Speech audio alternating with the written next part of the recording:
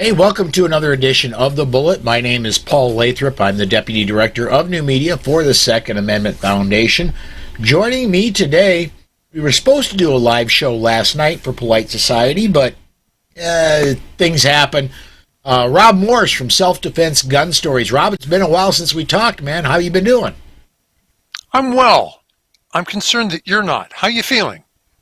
Getting by. I've had some issues lately. I'm gonna leave it with I've had some intestinal issues. Oh, and just so it's the joys of traveling to a foreign country without the hassle of the airlines. There you go. Exactly. I don't have to deal with the TSA and all that.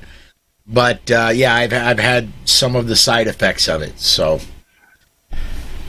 that's why there's been several days of no Bullet and there was no PSP yesterday. Last night.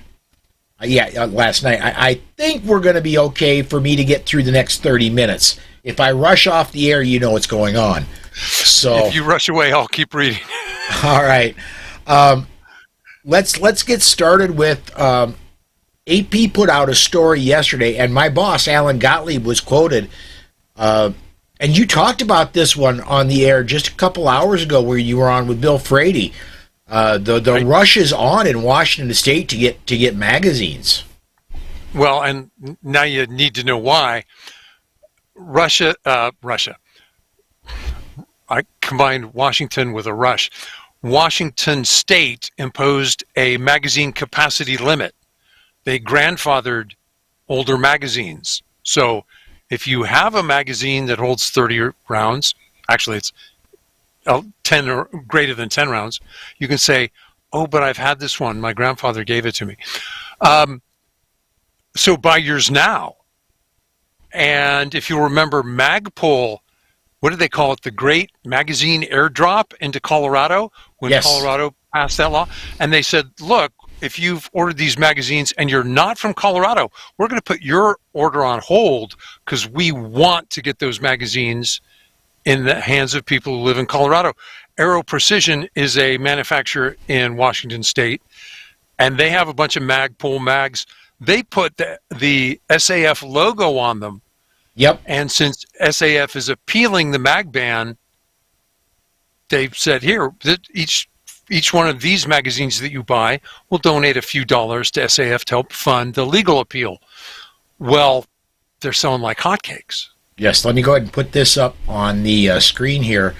This is the website, Aero Precision, right there. It's got the Second Amendment Foundation mark, Magpul PMag 30 round, non-window M2 black magazines, $19.99 a piece. They've got them in stock. And it doesn't matter if you're in Washington State or not. If you order that, SAF does get a piece and does benefit from that. So I don't care where you live. If you need a 30-round magazine, and in today's political climate, who doesn't need some more 30-round magazines? I would encourage you to jump on that. But hopefully, Aero Precision will make sure that the people in Washington are served first. They've only got 10 days, so yeah, jump on it. Yeah, because 10 days from today is July 1st. Speaking of people who don't know a magazine from a clip, did you see this next news article? I thought it was fascinating. Biden's choice for the director of the Bureau of Alcohol, Tobacco, and Firearms. He's gone through an interview process in front of the Senate, and one of the questions was, "Have you ever owned a gun? Were you worked in with the Department of Justice? Were you ever issued one on the job?" And the answers were no and never. Does it sound strange to anyone else that the head of ATF doesn't know anything about guns and he's just a political hack? Wow. Yeah, and his when he went into the committee, he got stalled in the committee hearings. He got stalled 11-11. Right. And so in order to get him out of committee, the Democratic Party is going to have to go through some gymnastics to get him out of there. So, Yes. I'm going to do this because, and we're going to need this number again later, but U.S. Capitol switchboard 202-224-3121. And one more reason to get in touch with your senator is to let them know that Dettelbach needs to be nowhere near the ATF. If he doesn't know anything about firearms, if he's never owned one, he's never been issued one even, then he doesn't need to be in charge of the federal department in charge of regulating them. Regulating them. Yes. Yes. Paul, you and I are volunteers in this advocacy. And as volunteers, we often go, I'm just doing the best I can until really somebody better comes along. You know, nobody credentialed us for being Second Amendment advocates.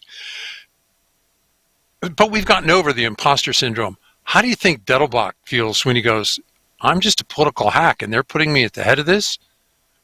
You know, he of course he salutes his political boss because he doesn't know what else to do. Oh, yeah. Tragic, really. Well, and what can you do other than say, yes, sir, Mr. Biden, sir? Right. Or whoever is actually pulling the strings to get him that job. What else can you do? You know what's so fascinating? Do you mind? Because I think the next story sort of tells us what else you can do. The world is right here. Yes. You've got the Library of Congress. You've got FBI data. You've got handgun law. The world's resources are here if you're willing to ask the questions. Now, I'm old. I prefer the big screen, but the information is here. And what's fascinating to me is we hear politicians who say some young men committed mass murder to get attention, so we should disarm everybody else who didn't commit mass murder. And that's not really a new political pitch. They've tried it for decades. They've imposed some crazy firearms gun control laws in Democrat-controlled states across the country, and we can see how that worked. The data's here. Yeah, it's failure after failure, yes. When they say, oh, no, you don't understand, a magazine capacity limit really should make us safer. It'll stop mass murders.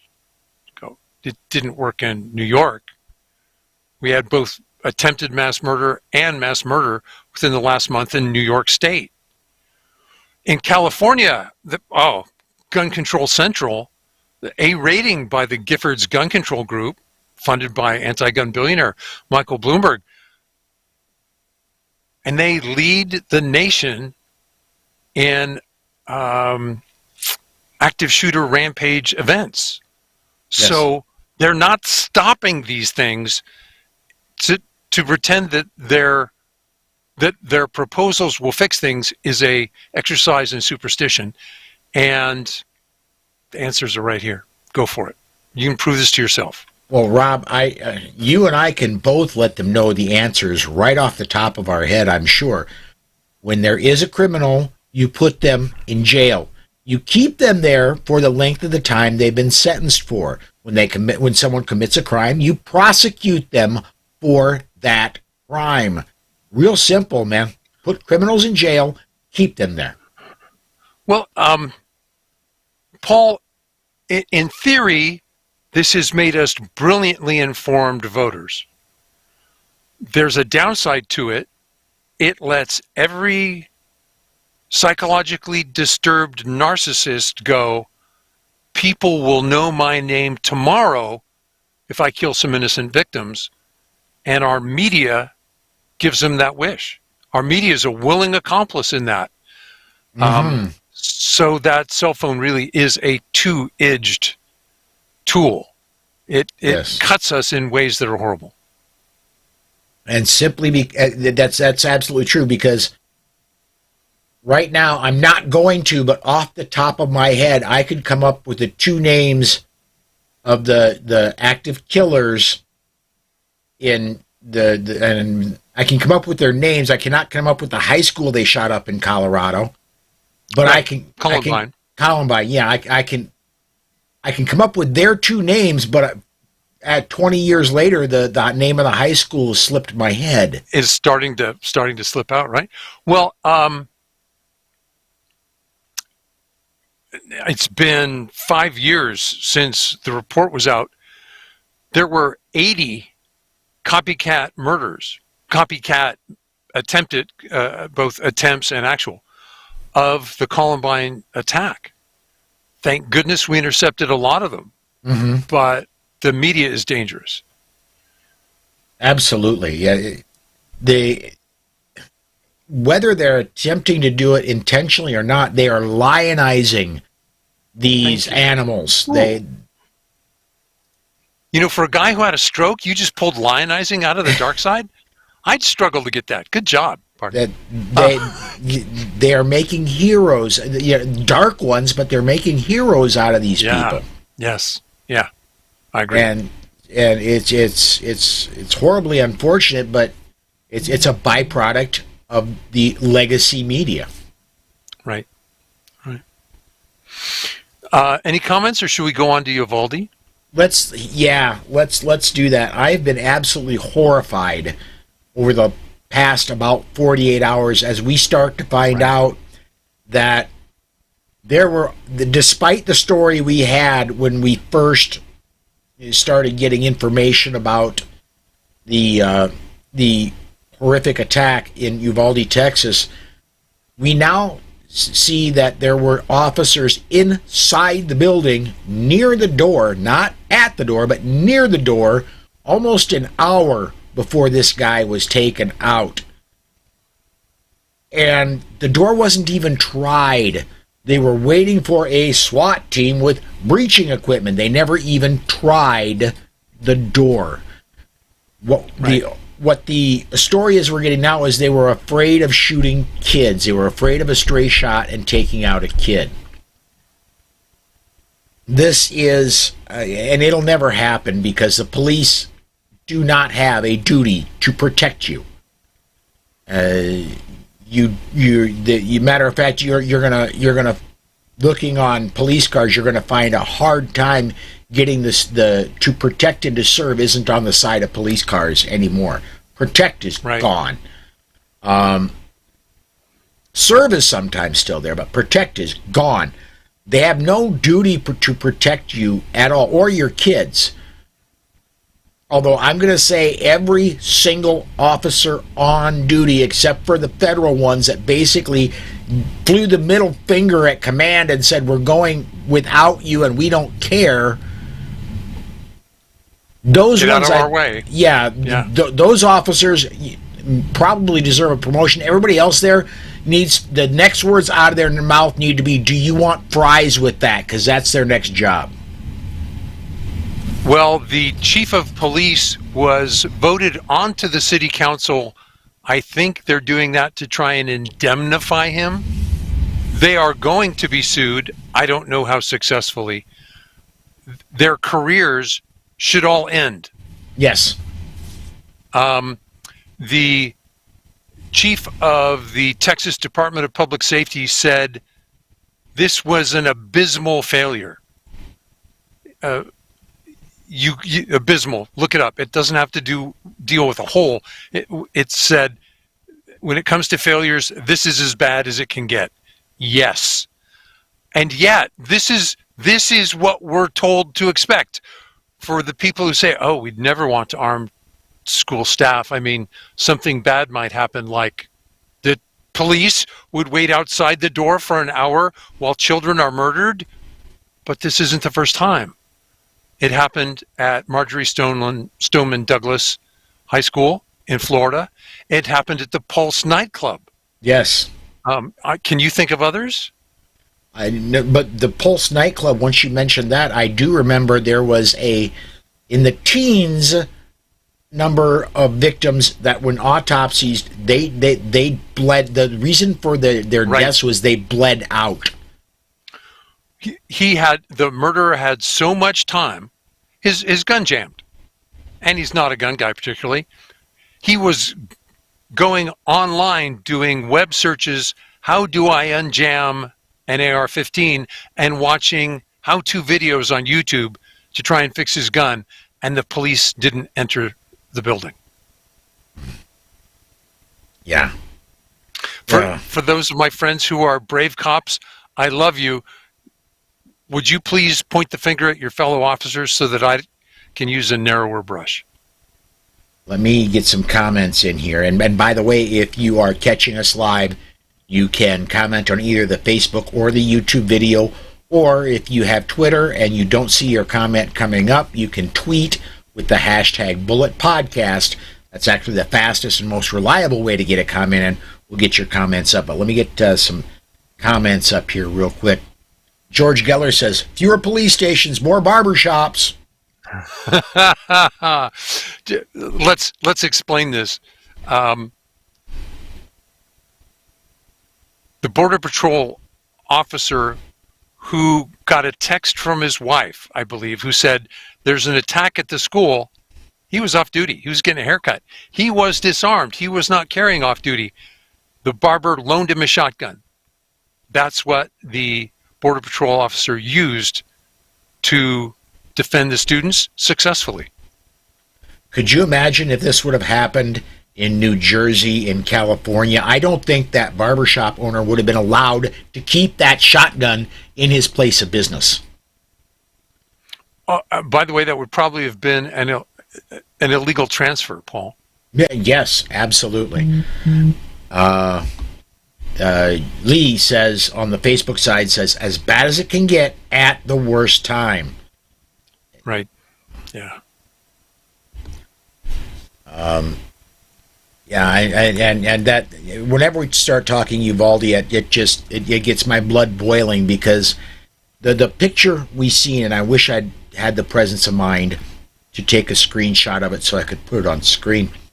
It shows two officers in the lower right screen behind bulletproof riot shields with rifles stuck above the riot shields, and they're in a hallway where leading to the room where the active killer was.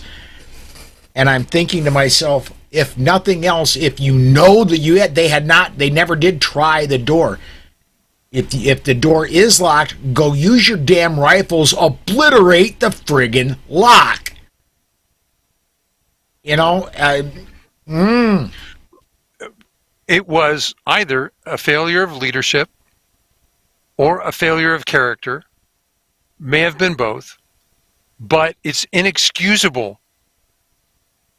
There's an implicit contract. Hi, I understand you're not legally required. If you don't feel morally compelled, please say so now and I want you off the force. Yes. Nothing personal. Nothing personal. It's just we expect policemen to defend innocent victims, particularly those who cannot defend themselves. If they won't, please step aside. We need somebody else in the uniform. And that goes all the way up to the chief of police. I want to talk a little bit about, I follow Greg Elfritz on social media. Yep.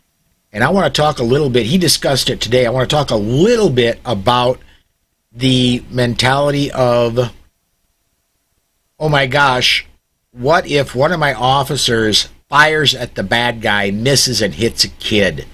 How bad is that going to be?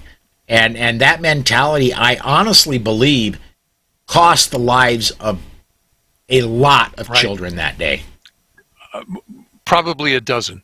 Yeah. Easily a dozen. Paul, I've seen that dilemma play out. Now, let me be clear, it was in training. So I was involved in training school staff to be armed first responders in their schools. And some of these tests, some of the scenarios are hard, and they, because they have a heart, because they love these kids, they ask themselves that question. If I missed, how can I live with myself? Would it be better if I did nothing? And you see, they kind of get a glazed look. That is a very difficult question to answer. And they say, maybe I'm not cut out to be in this program. By the way, that's exactly the person you want in the program. They don't believe you, but bear with. And then you say, just stay in the program. We've got to do the medical training. In the middle of the training, they're going, and there's fake blood on the ground. They've stained their clothes. They're pushing gauze into a wound in a plastic dummy. They go, this looks kind of real. The people around me are screaming like it's real. Man, I'd do anything so that I didn't have to do this, including there'd be nobody but me to stop this if this were real. Yeah. And they've taken themselves through that journey, and they put themselves back in the program. The more they think about it, the better they are able to respond, and the better they survive emotionally. So was this just a failure of training? The cops were never presented with that situation, and they let themselves freeze? I don't know. You know, and again, Ella Fritz said something, and I wish I were as articulate as he. I wish I had as much training as he had. Right. I have neither, but he speculated that of the officers on scene that day that there was virtually no one that had taken their own time to get training beyond what the bare minimum required by the department, yes, which was virtually none. Right. I want to jump around if I could, Rob. I want to jump down, and I want to talk about New Jersey. New Jersey is scheduled to tomorrow. The legislature is going to be going to work on 4 different bills, and I want to talk about these bills for a second. These are going into the Assembly Judiciary Committee, and they're going to work on what they are referring to as Gun Package 3.0. And this package of gun control bills include A509. This increases the age from 18 to 21 for issuance of an FID card, and will effectively raise the age for long gun purchases to 21 years of age. A1179 requires non-residents moving into New Jersey to register their firearms. This bill creates a double standard and requires registration of guns that current residents are not even required to register. A1302 regulates the sale of handgun ammunition and develops a system for electronic reporting of firearm information. The Californication of New Jersey. Yes. A 1765 allows the Attorney General to bring suit or cause of action for certain public nuisance violations arising from the sale and marketing of firearms. Right. This is the Lawyer Full Employment Act, right? Yes. And the last one, this one just flays me. A2215, the New Jersey Safe Storage of Firearms Act. This one requires guns and ammunition to be locked inside someone's homes. It requires magazines to be unloaded and stored separately. This bill would render self-defense in the home impossible. New Jersey has never heard of the Heller decision, have they? No, but they're depending on something else. That's laws are downstream of culture, just as is politics. Honest citizens defend themselves a little over 4,500 times a day. Mm-hmm. If the media buries that fact, then these laws, of course guns should be kept safe. Wait a minute. Guns save lives. If we make them, quote, safe, then we're condemning the citizens of New Jersey to be unarmed victims. So thank God for the Daily Bullet, SAF, shows like it, that mention the other side of the story that the mainstream media deliberately buries.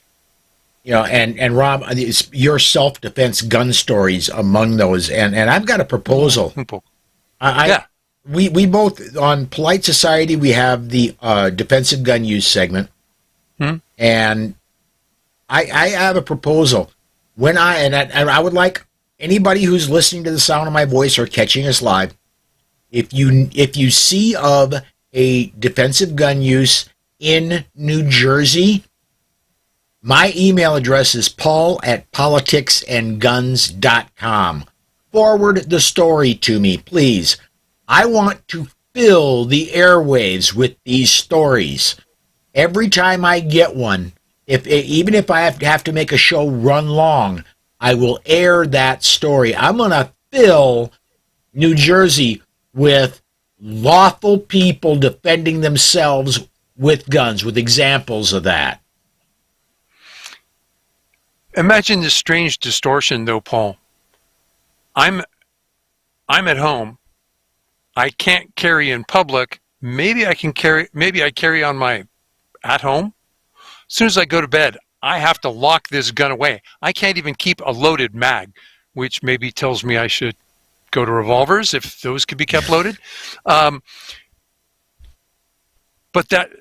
So we're willing. Or 21 single-shot handguns? There we go. But why not go for 30, Paul? Standard capacity. It seems that we're saying, we recognize why people would want to carry a firearm at their store because they might be robbed. But the fact that you might be robbed at home and your family is at risk, we're willing to ignore that. Again, we're defending things more than people. That seems backwards to me. Mm-hmm. It certainly does. If I'm remembering New Jersey law right, and we've got New Jersey viewers, and I hope there's some live ones catching us right now. If I'm remembering right, New Jersey law allows owners of businesses access to firearms in their place of business. If I'm remembering right. But, like Rob said, when you go home, you go to bed at night, not so much. You just asked the hive mind to help us with an article. Can we do that last? Do we have time to do the Texas story, or do you want to close? Yes, go ahead. Okay. They'll get a Magnum episode. We're going to go a little long. Let me jump into this one. I mean, there was a time when a politician could say one thing to one audience and say the opposite to another audience. And when those speeches were disseminated by mail, people probably never notice. That's harder to do today. And it was at the Republican Party of Texas State Convention in Houston last week. U.S. Senator John Cornyn was speaking, or tried to speak, actually. He was interrupted, not by protesters, but by the boos coming from the crowd. To call it a boo is a journalistic term. The crowd growled and roared at him. They could not be quiet. They roared their disapproval until the senator left the stage. See, the senator tried to sell to the crowd that, I'm from Texas. I represent you. I understand you. But it was Cornyn's recent support of gun control that drowned out any words he was going to say from the podium. Yeah. And if I remember right, he's from reading an article, he's like, I'm just done with this as he's walking away. Senator Cornyn, I'm going to say your political career, you might as well say, I'm just done with this, because you kowtowed to the gun grabbers. You thought 4 years was going to be enough for Texas to forget about it. I think Texas has a longer memory than that. That growl was of such a timbre that when I listened to it, I imagined, man, if I was his security detail, I'd be really concerned. They despise that man. I don't know that he can come back to Texas for years. Well, once he leaves office, probably forgive and forget.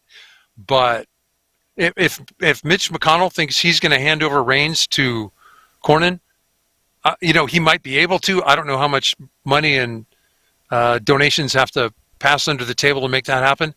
But Cornyn is not liked in his home state.